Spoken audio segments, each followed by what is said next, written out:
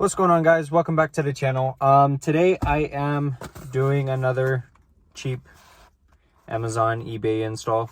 These are the side markers for the FK7. These were only 40 bucks, 35 bucks, something like that. So when you open it up, it's gonna come with hardware. So what is that? 4 zip ties and 2 splice connectors. And then it comes with the side markers. It doesn't come with any instructions at all.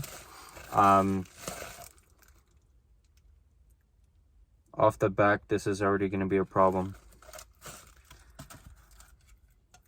Okay, so it comes with 3 wires. So your positive and your negative for your light. I'm assuming that's going to be the DRL. And then you have a third. Why would you have a third? I don't know. But off the back, the first thing I notice is this hole. There's no silicone in it. No grommet, no nothing. It's just a hole in the plastic. So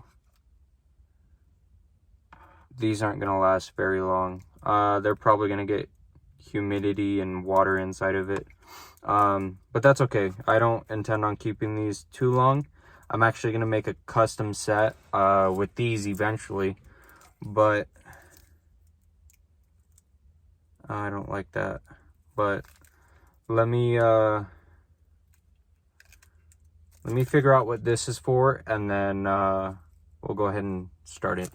Okay, so I think I figured out what this is for. I think this is for the actual indicator for this to change colors. So with it just plugged in, this should in theory just be white with no indicator.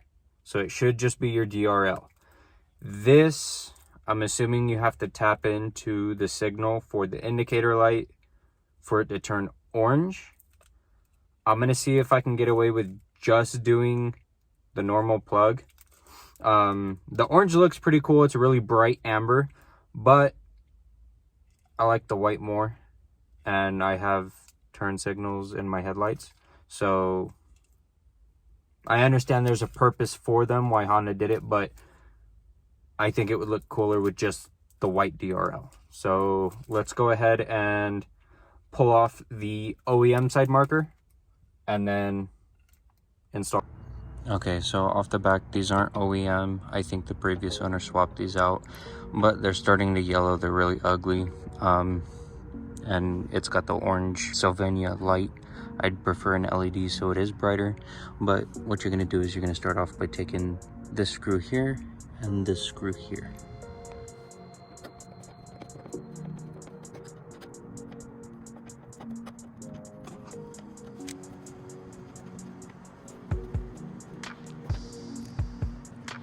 Okay, now with these 2 screws removed, you should be able to pull back the liner some, and then that clip right there you're going to want to push in and then pull the light out at the same time. So I'm going to try and do that with one hand, but I'm not sure how well that's going to work.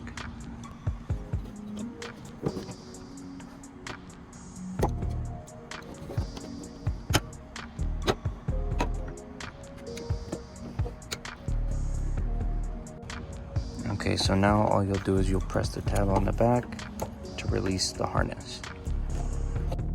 Okay, sorry for the light. It's getting dark out and I'm trying to do this as fast as I can. So I wasn't able to do it with one hand, but what I did was I pulled out the OEM light. All I did was unplug it from the main harness. You just push the tab down and pull it back. But the way this new light works is you're gonna need to take the OEM light connector. So this is the OEM side marker. All you do is twist it to the left, so counterclockwise. I'll set that to the side, and then all I'm going to do is I'm going to unplug the orange light, put that to the side. Now in theory, with the way this is set up, you should be able to just plug it in. It might be puller specific, which I'm assuming it is. Plug it in, and then you'll have to force the rest of this cable back into the light itself. Be careful not to get it pinched right here when you're trying to turn the connector back in. I'm gonna leave it out for now just to test it and make sure that it does work, and then we'll go ahead and put it back onto the car. Okay, so now we're gonna test it out. Turn my lights on, and it does work. I'm gonna try hitting the hazards. Oops. Okay, so that extra wire is for the indicator light. Okay, so all I did was I took the indicator wire and I tucked it up as close to this as possible, and I tucked it in to the main hole in the fender that the light connector is on. I just tucked it back and then slid it into place. I'm gonna have to attach that probably this weekend because I'm running out of daylight, but this just clips back into place, and then we'll put the screws back in. So you want to make sure that your liner is back into place behind the bumper. If I can do it with one hand. There we go. And then you'll just want to put your screws back in.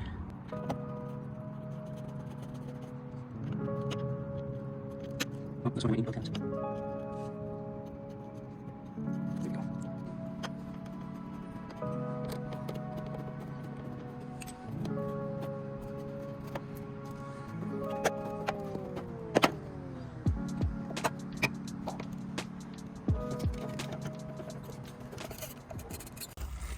So this is the passenger side, and then all I did was I coiled it back like this and kind of folded it, and then you can use one of the zip ties they give you, but all I did was I took the loose end and just wrapped it around itself.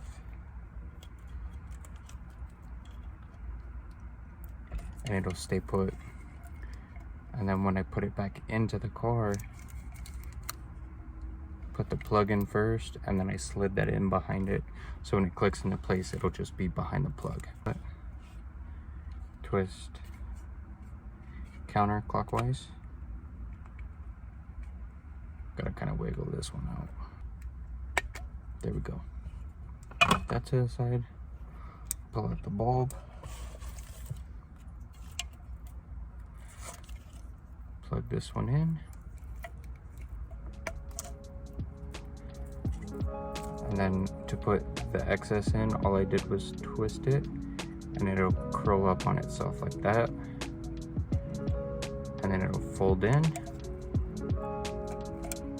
and once it's behind those teeth, all you're going to want to do is push it the rest of the way in. And then you'll want to twist clockwise to lock it into place. And we're good to go. Okay, so I'm gonna try and do this with one hand, but basically this piece needs to go into that small hole first. This is where your connector is, and this red wire needs to fall in behind the connector, and then your tab will go into this last hole. So all I did was tucked it behind.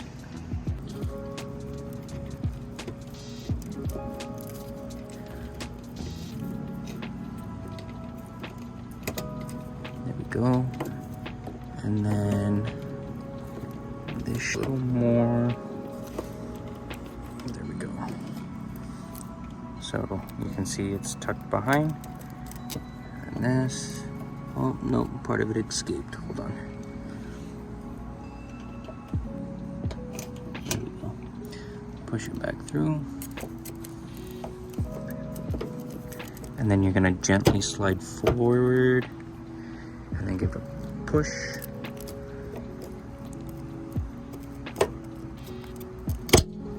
And it'll snap right into place. Make sure you pull off your protective film. Oops, I wanna make sure you get all of it. That's it, that's all there is to it, and then you put your bolts back in. So slide this back behind the bumper. Just like that. Take our screw, put it back in there. Where's the other? There it is. And right back in there.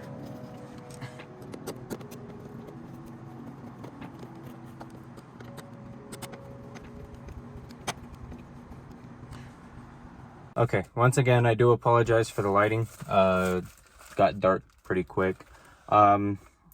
Snapping them out of the fender, you do need two hands, so I wasn't able to kind of capture that.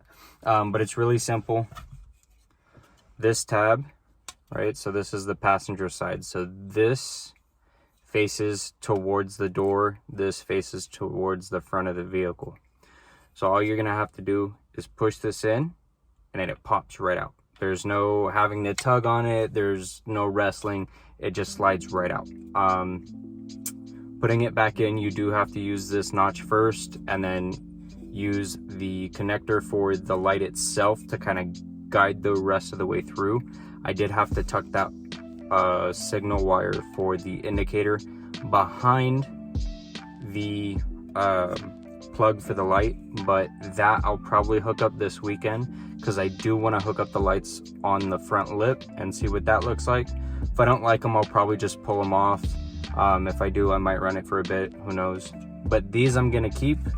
So the packaging that these new indicator lights came in, all I'm gonna do is put the originals back in it, throw them in the box, and save them for later. Just in case I do decide to switch back to these or make custom set or decide to switch out to another set. Maybe I can sell these to somebody else.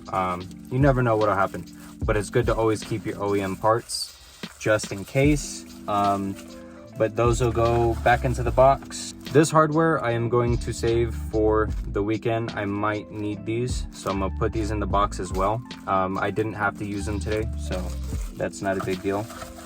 But yeah, that's pretty much it for this install video. It was really quick, really simple, quick and to the point. Like I said, these were only like 30-40 bucks, and it took 4 days to come in. So if you're looking for just a small change, I would suggest them. They look really nice. I like the way they came out. They're really bright, and they'll do for now. Once I get a custom set, we'll switch them out again, but until then, these will do.